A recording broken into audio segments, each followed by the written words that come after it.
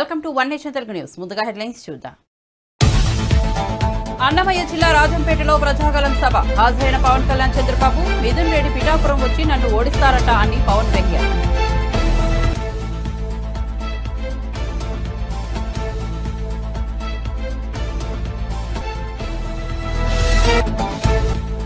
పులివెందులలో nomination వేసిన CM Jagan.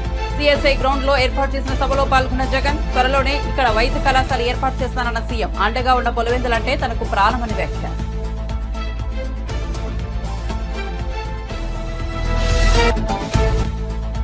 Raghunandan రావును గెలిపించండి, తెలంగాణలో 12 సీట్లు ఇవ్వండి అన్న అమిత్ షా. నరేంద్ర మోదీని మూడోసారి ప్రధాని చేద్దామని అమిత్ షా పిలుపు. అయోధ్య రామ మందిరం కోసం కశ్మీర్ ను భారత్ లో అంతర్భాగం చేసేందుకు మోదీ కృషి చేశారని ప్రశంస.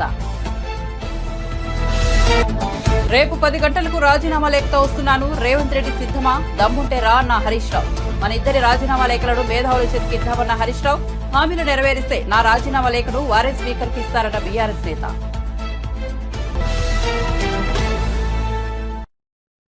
ఇక వార్త వివరాల్లోకి వెళ్తే అన్నమయ్య జిల్లా రాజంపేట లోక్సభ స్థానం నుంచి కూటమి అభ్యర్థిగా బీజేపీ నేత నల్లారి కిరణ్ కుమార్ రెడ్డి పోటీ చేస్తున్నారు. ఈ నేపథ్యంలో నేడు ఆసక్తికర దృశ్యం కనువిందు చేసింది. ఒకప్పుడు రాజకీయ ప్రత్యర్థిగా ఉన్న కిరణ్ కుమార్ రెడ్డి కోసం ఇవాళ టీడీపీ అధినేత చంద్రబాబు నాయుడు రాజంపేట విచ్చేశారు. కిరణ్ కుమార్ కు మద్దతుగా రాజంపేటలో ఏర్పాటు చేసిన కూటమి ప్రచార సభలో చంద్రబాబు పాల్గొని ప్రసంగించారు. మా దగ్గర అనుభవం ఉంది, చేయాలనే పట్టుదల ఉంది. మేము ఎప్పుడు కూడా ఆలోచించేది ఈ రాష్ట్రం బాగుండాలనే ఉద్దేశంతోనే మేమందరం ఇక్కడ కలిసి వచ్చాం. ఈరోజు ఒక్క విషయం మీరు గుర్తుపెట్టుకోండి, పవర్ స్టార్ పవన్ కళ్యాణ్ గారు ఈ రాష్ట్రం కోసం ఆలోచించే వ్యక్తి. 2014లో పోటీ చేయకుండా ఎన్డీఏకి సహకరించిన వ్యక్తి, సపోర్ట్ చేసిన వ్యక్తి పవన్ కళ్యాణ్ గారు అని చెప్పి నేను మీకు తెలియజేస్తున్నా. నేను జైల్లో ఉన్నప్పుడు ఆయన స్వచ్ఛందంగా వచ్చి ఒకే మాట చెప్పాడు, పొత్తుల వల్ల లాభాలు నష్టాలు బేరీ చేసుకోకుండా ఆయన చెప్పిన మాట, ఈ రాష్ట్రంలో ఓట్లు చీలడానికి వీలు లేదు, మేము కలిసి పోటీ చేస్తామని మొదట చెప్పిన వ్యక్తి పవన్ కళ్యాణ్ గారు అని చెప్పి నేను మీకు తెలియజేస్తున్నా. అదే నాంది మేమందరం కలవడానికి. ఈరోజు ఒక విషయం గుర్తుపెట్టుకోండి, అటు బీజేపీ ఇటు తెలుగుదేశం జనసేన కలిసామంటే మా కోసరం కాదు, అందరం కూడా తగ్గాం, అందరం కూడా ఒక అవగాహనకు వచ్చాం. ఆ అవగాహనే ఇక్కడ చూస్తే కిరణ్ కుమార్ రెడ్డి గారు బాలసుబ్రహ్మణ్యం పోటీ చేస్తే పక్కన కోడూరులో కిరణ్ కుమార్ రెడ్డి గారు ఎంపీగా, జనసేన ఎమ్మెల్యేగా పోటీ చేసే పరిస్థితికి వచ్చాం. అందుకే నేను మిమ్మల్ని అందరినీ కోరుతున్నాను, తప్పుడు మాటలు మాట్లాడుతున్నారు. కిరణ్ కుమార్ రెడ్డి గారు సీఎంగా ఉన్నప్పుడు ఏ ముస్లిం సోదరులకైనా అన్యాయం జరిగిందా తమ్ముళ్ళు నేను అడుగుతున్నా. తెలుగుదేశం పార్టీ అధికారం ఉన్నప్పుడు ఏ ముస్లింలకైనా అన్యాయం జరిగిందా నేను అడుగుతున్నా. ముస్లింలకు న్యాయం చేసిన పార్టీ తెలుగుదేశం పార్టీ. అపోహలు సృష్టించి మిమ్మల్ని ఇబ్బంది పెట్టాలని ఆలోచించే పార్టీ ఈ వైఎస్ఆర్ కాంగ్రెస్ పార్టీ అని చెప్పి కూడా నేను మీకు తెలియజేస్తున్నా. ఇక్కడికి వచ్చినప్పుడు ముఖ్యమైన సమస్య రాజంపేటలో ప్రతి ఒక్కరూ ఆలోచించే సమస్య ఏది తమ్ముళ్ళు? గెస్ చేయండి మీరే. ఏది ఏది ఏది తెలుసు అంటే చేలిపైకి ఎత్తండి. ముఖ్యమైన సమస్య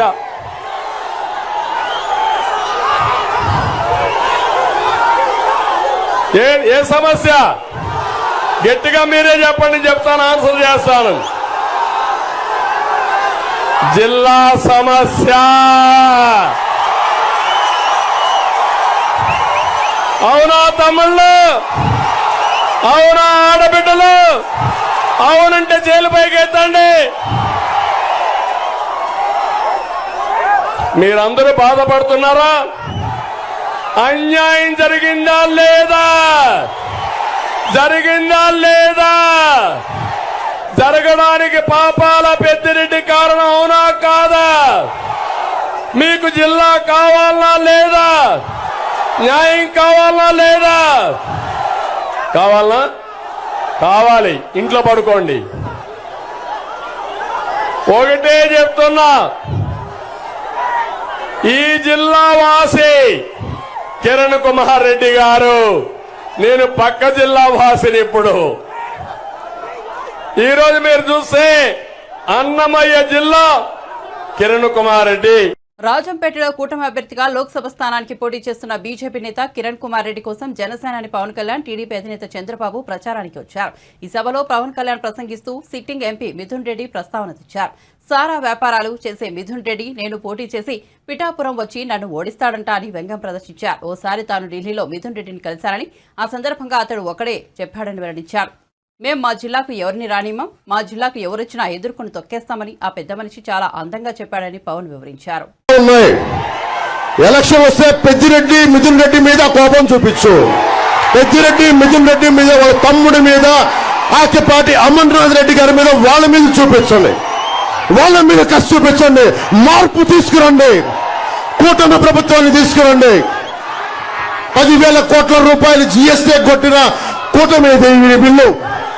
ఈ గుంపు 10,000 కోట్ల రూపాయలు జీఎస్టీ కొట్టారు. ఇది ఏదైనా మాట్లాడితే రౌడీజం తగ్గిపోయింది, ఫ్యాక్షనిజం తగ్గిపోయిందంటే పెద్దిరెడ్డి రామచంద్రారెడ్డి కలిసి మళ్ళీ రౌడీజం, మళ్ళీ ఫ్యాక్షనిజం పట్టుకొచ్చారు. మరి ఏం తీసుకురావాలి? కూటమి ప్రభుత్వాన్ని తీసుకురావాలి. ఫ్యాక్షనిజం పోవాలి, రౌడీజాన్ని ఉక్కుపాదంతో కింద తొక్కాలి అంటే మనకి కూటమి ప్రభుత్వం రావాలి. కిరణ్ కుమార్ రెడ్డి గారు ఎంపీ కావాలి, బాలసుబ్రహ్మణ్యం గారు ఎమ్మెల్యే కావాలి. రాష్ట్రం అంతా తెలుగుదేశం, జనసేన, బీజేపీ కూటమి ప్రభుత్వం రావాలి. ఇలా రౌడీజం లిస్టు చదువుతా ఉన్నాం. అంగళ్ళల్లో చంద్రబాబు గారి మీద కేసులు పెట్టారు. రౌడీజం ఏ స్థాయికి వెళ్ళిపోయిందంటే పుంగనూరులో 3 పంచాయతీలు తప్ప అన్ని ఏకగ్రీవం చేసుకున్నారు. ఇసుక టెప్పర్ మీద ఇలా పేరుంటే బెంగళూరు దాకా ఎవరు ఆపే హక్కు లేదు. పులిపర్ల మండలంలో మీలాంటి ఒక సగటు మనిషి, సామాన్యమైన కార్యకర్త అడిగితే 2 చేతులు ఎరగొట్టారు మిథున్ రెడ్డి గారి ప్రజలు, మనకి పెద్దిరెడ్డి గారి మనుషులు. బోరగమంద పంచాయతీలో ఒక కార్యకర్తకి అడ్డగోలుగా 2 కాళ్ళు నరికేశారు. ఏంటి దందా అని అడిగితే మరి మార్చాలా లేదా? పెద్దిరెడ్డి రామచంద్రారెడ్డి గారిని, మిథున్ రెడ్డి గారిని కిందకి తీసుకురావాలా లేదా? మీకుందా కోపం?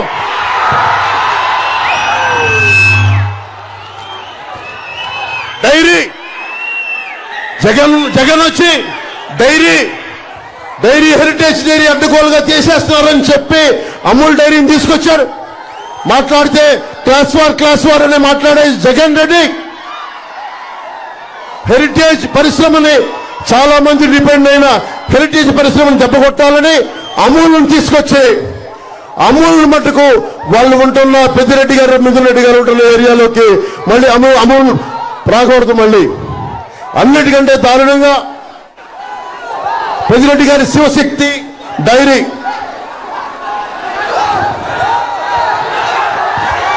నేషనల్ డైరీ డెవలప్మెంట్ బోర్డు ఆధ్వర్యంలో నిర్వహిస్తా ఉన్నారు.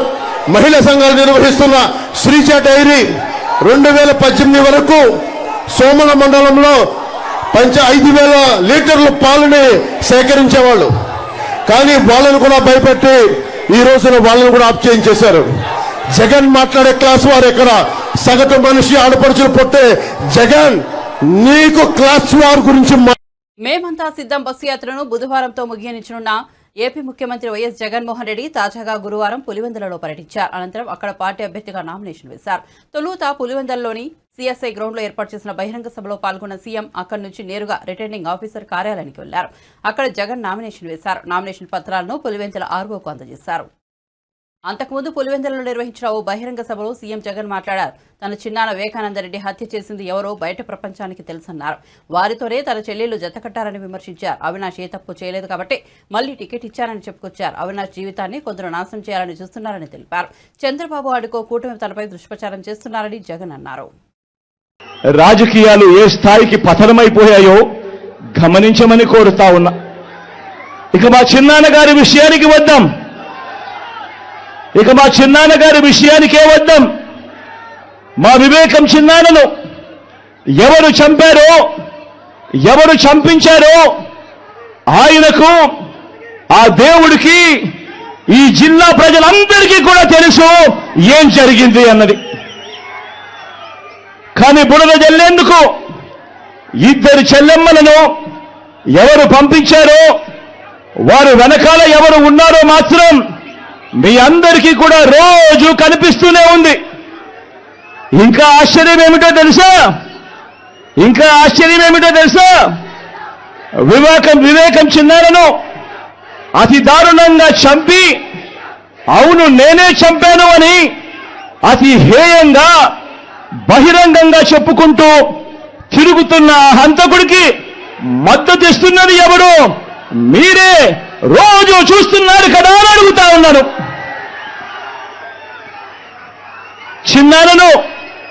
చిన్నారను అన్యాయంగా ఎమ్మెల్సీ ఎన్నికల్లో ఓడించిన వారితోనే, సంఖ్యాబలం లేకపోయినా కూడా ప్రలోభాలతో, అధికార బలంతో ఓడించిన వారితోనే ఈరోజు చట్టా పట్టాలు వేసుకొని తిరుగుతా ఉన్నారు అనంటే దానికి అర్థమేమిటి అని చెప్పి ఈ సందర్భంగా అడుగుతా ఉన్నా.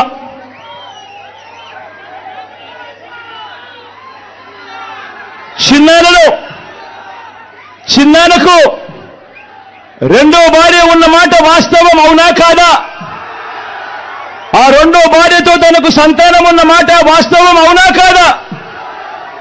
అవినాష్ అక్కడికి ఎవరు ఫోన్ చేస్తే వెళ్ళాడు వంటి అనేక ప్రశ్నలు అవినాష్ తన అనేక ఇంటర్వ్యూస్లో, తన ప్రెస్ కాన్ఫరెన్స్లో తాను లేవనెత్తిన ప్రశ్నలు సహేతుకమే కదా అని చెప్పి ఎవరైనా అవినాష్ వైపు ఎవరైనా మాట్లాడితే చాలు వెంటనే వారి మీద కూడా అడ్డగోలు ఆరోపణలు చేస్తూ కుట్ర రాజకీయాలు చేస్తా ఉండడం ధర్మమేనా అని చెప్పి ఈ సందర్భంగా ప్రతి ఒక్కరిని కూడా అడుగుతా ఉన్నా. ఆలోచన చేయమని చెప్పి ప్రతి ఒక్కరిని కూడా అడుగుతా ఉన్నా.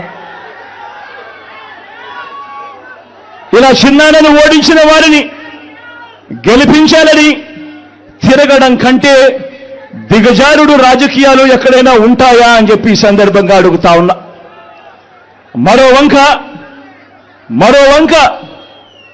మరో వంక కాంగ్రెస్ పార్టీకి ఓట్లు ఎన్నొచ్చాయి. మరో వంక నోటాకు వచ్చినన్ని ఓట్లు కూడా రాని కాంగ్రెస్ పార్టీతో, రాష్ట్రాన్ని విడగొట్టిన కాంగ్రెస్ పార్టీతో, ప్రత్యేక హోదాను విభజన చట్టంలో చేర్చకుండా రాష్ట్రాన్ని దుర్మార్గంగా విడగొట్టి రాష్ట్రానికి అన్యాయం చేసిన ఆ కాంగ్రెస్ పార్టీలో చేరి వైఎస్ఆర్ గారి పేరును ఆయన చనిపోయిన తర్వాత ఛార్జ్ షీట్లో పెట్టిన ఆ కాంగ్రెస్ పార్టీకి మొత్తంగా వైఎస్ఆర్ గారి పేరునే తుడిచివేయాలని, కనబడకుండా చేయాలని ప్రయత్నిస్తున్న వారికి ఓటు వేయటము అనంటే దానివల్ల ఎవరికి లాభము అన్నది ప్రతి ఒక్కరూ కూడా ఆలోచన చేయమని కోరుతా ఉన్నా.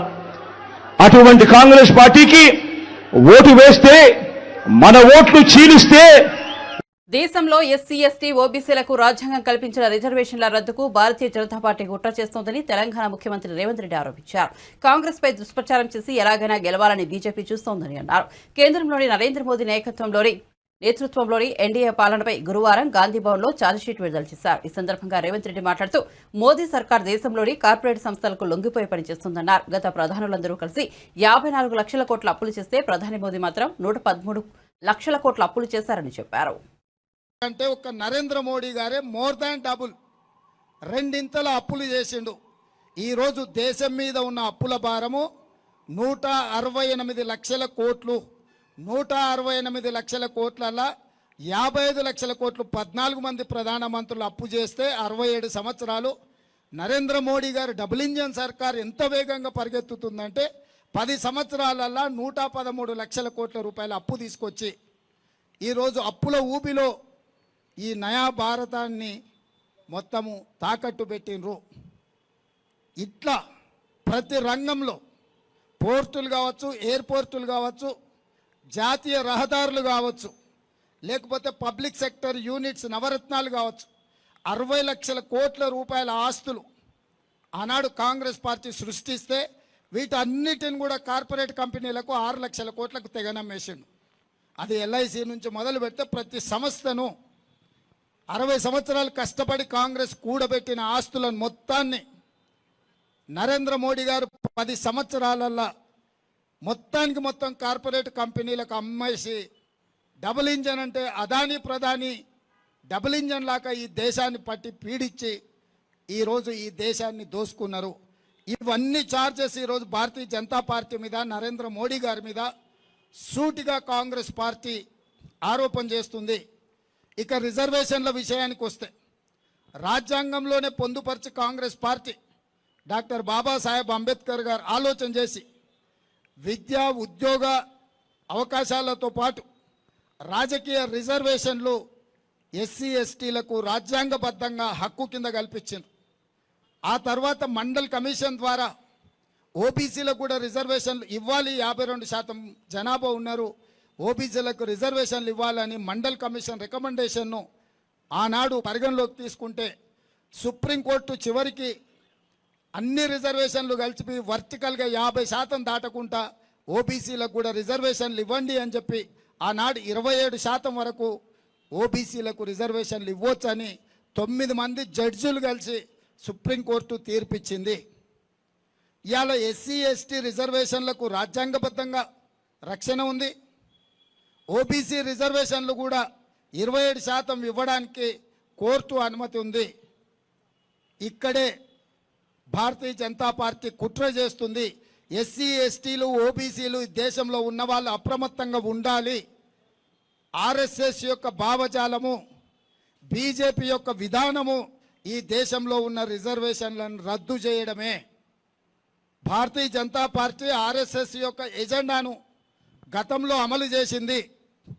3 తలాక్ కావచ్చు, 370 ఆర్టికల్ కావచ్చు, నోట్ల రద్దు కావచ్చు, యూనిఫామ్ సివిల్ కోడ్ కావచ్చు, సిటిజన్ అమెండ్మెంట్ యాక్ట్ కావచ్చు, వీటన్నిటిని ఆర్ఎస్ఎస్ యొక్క ఆలోచనను, విధానాన్ని భారతీయ జనతా పార్టీ ఒక లోక్సభ రాజ్యసభలో అన్ని రకాల ఒత్తిడులు తీసుకొచ్చి ప్రతిపక్షాలను లొంగం తీసుకొని వాటన్నిటిని కూడా రద్దు చేసుకుంటూ పోయినరు. ఇది గత చరిత్ర మన కళ్ళ ముందు సజీవ సాక్షిగా నిలబడ్డది. 370 రద్దు కావచ్చు, నోట్ల రద్దు కావచ్చు, జిఎస్టీ విధానం కావచ్చు, కామన్ సివిల్ కోడ్ కావచ్చు, యూనిఫామ్ సివిల్ కోడ్ కావచ్చు, సిటిజన్ అమెండ్మెంట్ యాక్ట్ కావచ్చు, ఇట్లాంటివన్నిటిని కూడా ప్రతిపక్షాలు అభ్యంతర పెడుతున్న రైతు వ్యతిరేక నల్ల చట్టాలు కావచ్చు, వీటన్నిటిని ప్రతిపక్షాలన్నీ గోల పెడుతున్నా, పోరాటం చేస్తున్నా కూడా ఈ ప్రభుత్వం రద్దు చేసింది. ఇక వారు రద్దు చేయకుండా మిగిలింది ఎస్సీ ఎస్టీ ఓబీసీ రిజర్వేషన్లు.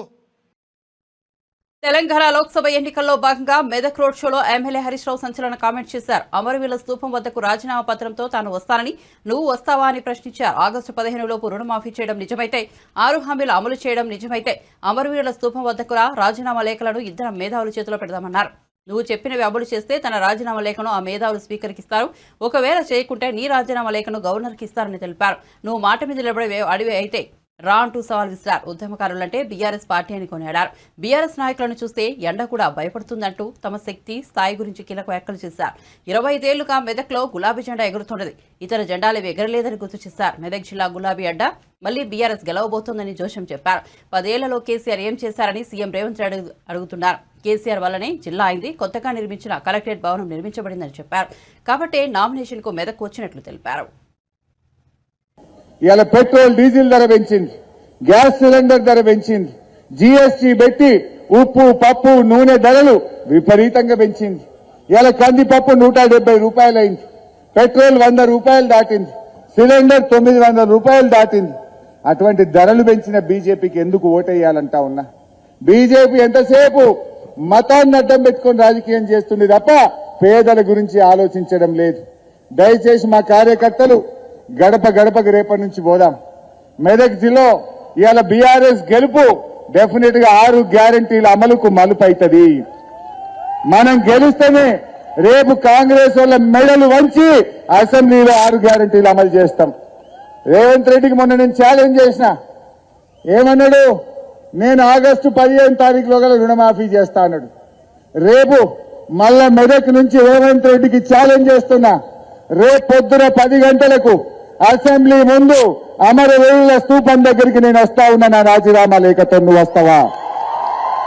నువ్వు రాదమ్ముంటే నువ్వు ఆగస్టు 15లోగా రుణమాఫీ చేసేది నిజమైతే, ఆగస్టు 15లోగా బాండ్ పేపర్ మీద రాసిచ్చిన 6 గ్యారంటీలు అమలు చేసే నిజమైతే రేపు గన్ పార్క్ దగ్గరికి మనమిద్దరం రాజీనామా లేఖలను మేధావుల చేతుల్లో పెడదాం.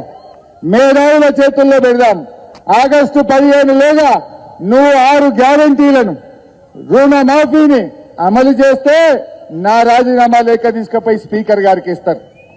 ఒకవేళ నువ్వు అమలు చేయకపోతే నీ రాజీనామా లేఖ తీసుకుపోయి గవర్నర్ గారికి ఇస్తారు. దానికి సిద్ధమేనా అని అడుగుతా ఉన్నా. నువ్వు దానికి సిద్ధమా అని అడుగుతా ఉన్నా. దమ్ముంటే రా, నువ్వు మాట మీద నెరవేర్చడమైతే రా. కానీ రాకపోతే తెలంగాణ ప్రజలకు అర్థమైతుంది నువ్వు కొడంగల్ రాజకీయ సన్యాసం తీసుకున్నావన్నట్టు తోక ముడిచినట్టే. ఇప్పుడు కూడా నువ్వు తోక ముడిచినట్టే. అందువల్ల మనం ఆలోచించాలి. రేవంత్ రెడ్డి మనల్ని మోసం చేసిండు, కాంగ్రెస్ పార్టీ మనల్ని మోసం చేసింది. ఇక్కడ ఎమ్మెల్యే గురించి కూడా మీకు బాగా అర్థమైనట్టుంది నాకంటే ఎక్కువ. 3 నెలల్లోనే మంచిగా మనసున పట్టిందా లేదా? ఎన్ని రోజులకోసారి వస్తున్నాడు? దయచేసి ఆలోచన చేయండి. అందువల్ల మనమందరం ప్రజలకు చెప్పాలి, రైతు రుణమాఫీ జరగాలన్నా, 6 గ్యారంటీలు అమలు కావాలన్నా, 4,000 పెన్షన్ అందాలన్నా, రైతులకు 15,000 రైతు బంధు రావాలన్నా, నిరుద్యోగ యువకులకు నిరుద్యోగ భృతి రావాలన్నా, పార్లమెంట్ ఎన్నికల్లో కాంగ్రెస్ పార్టీని ఓడిస్తేనే అవన్నీ కూడా మనకు వస్తాయి. కాంగ్రెస్ వాళ్ళకి అహంకారం నెత్తికెక్కింది. గాలినే ఉన్నారు ఇక కొడుకులు. ఏం మాట్లాడుతున్నారు? గాలిలో మాట్లాడుతున్నారు కొడుకులు. వాళ్ళను భూమి మీదికి తేవాలంటే, కాంగ్రెస్ వాళ్ళని భూమి మీదికి తేవాలంటే వెంకట్రామరెడ్డి గారిని పార్లమెంటుకు పంపాలి. మెదక్ నుంచి పార్టీ అభ్యర్థి రఘునందన్ రావును భారీ మెజార్టీతో గెలిపించాలని కేంద్ర హోంశాఖ మంత్రి అమిత్ షా విజ్ఞప్తి చేశారు. తెలంగాణలో బీజేపీని కనీసం 12 లోక్సభ స్థానాలు గెలిపించాలన్నారు. లోక్సభ ఎన్నికల్లో ఎన్డీఏ కూటమి 400 స్థానాల్లో విజయం సాధిస్తుందని ధీమా వ్యక్తం చేశారు. నరేంద్ర మోదీని 3వ ప్రధానిని చేద్దామని పిలుపునిచ్చారు. సిద్దిపేటలో ఏర్పాటు చేసిన బీజేపీ విశాల జనసభ బహిరంగ సభలో ఆయన పాల్గొన్నారు. ఈ సందర్భంగా అమిత్ షా మాట్లాడుతూ అయోధ్యలో రామమందిరం కోసం ప్రధాని మోదీ కృషి చేశారన్నారు. కశ్మీర్ను భారత్లో శాశ్వతంగా అంతర్భాగం చేసేందుకు మోదీ ఎంతో చేశారన్నారు. తెలంగాణలో విమోచన దినోత్సవం నిర్వహించాల్సి ఉందన్నారు. మజ్లిస్ పార్టీకి భయపడి బీఆర్ఎస్ కాంగ్రెస్ ప్రభుత్వాలు విమోచన దినోత్సవం నిర్వహించడం లేదని ఆరోపించారు. బీజేపీ వచ్చాక సెప్టెంబర్ 17న తప్పకుండా విమోచన దినోత్సవం నిర్వహిస్తామని హామీ ఇచ్చారు. मोदी जी को 400 पार कराना है या नहीं कराना है? कराना है तो एम रघुनंदन राव को कमल के निशान पर वोट देकर आपका एक एक वोट जो एम रघुनंदन राव को मिलेगा वो मोदी जी को प्रधानमंत्री बनाने के काम में आएगा।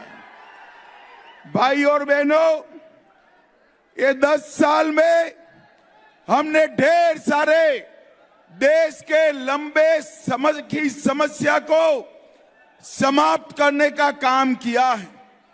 मुझे बताओ मेडक वालों, अयोध्या में राम मंदिर बनना चाहिए या नहीं बनना चाहिए?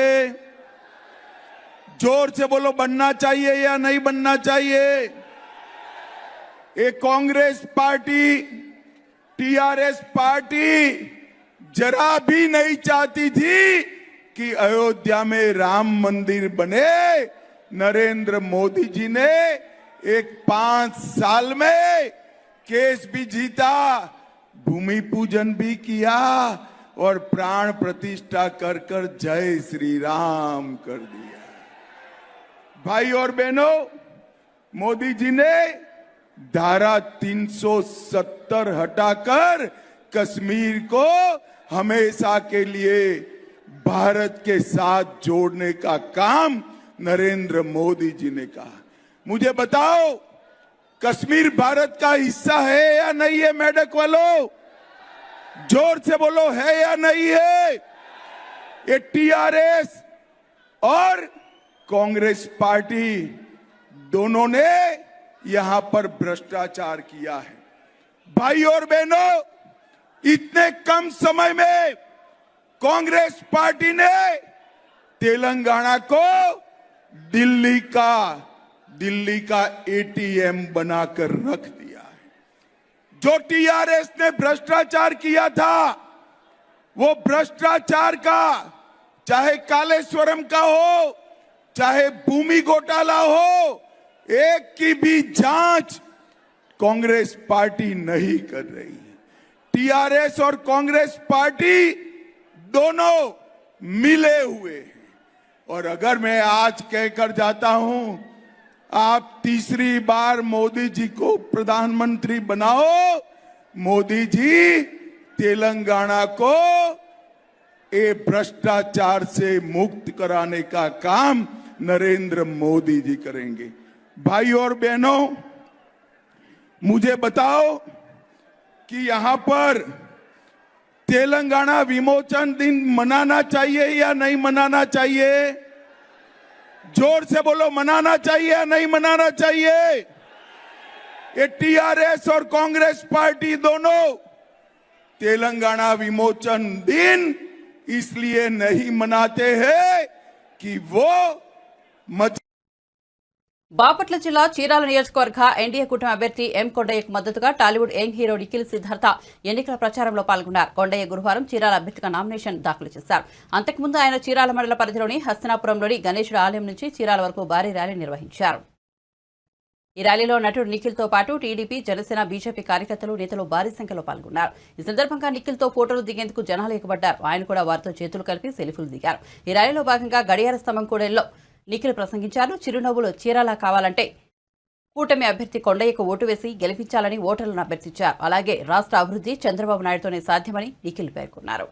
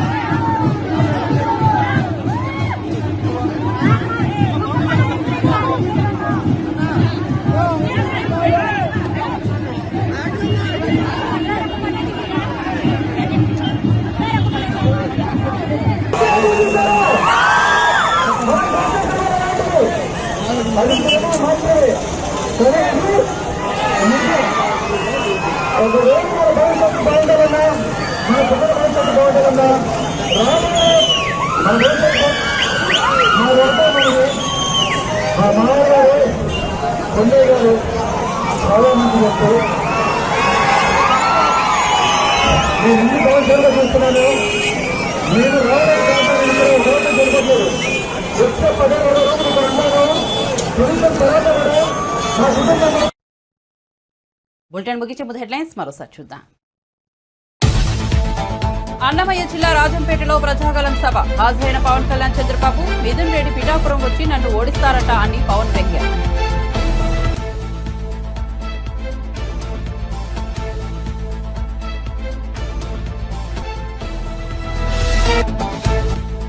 పులివెందులలో నామినేషన్ వేసిన సీఎం జగన్. సిఎస్ఐ గ్రౌండ్ లో ఏర్పాటు చేసిన సభలో పాల్గొన్న జగన్, త్వరలోనే ఇక్కడ వైద్య కళాశాల ఏర్పాటు చేస్తానన్న సీఎం. అండగా ఉన్న పులివెందులంటే తనకు ప్రాణమని వ్యాఖ్య.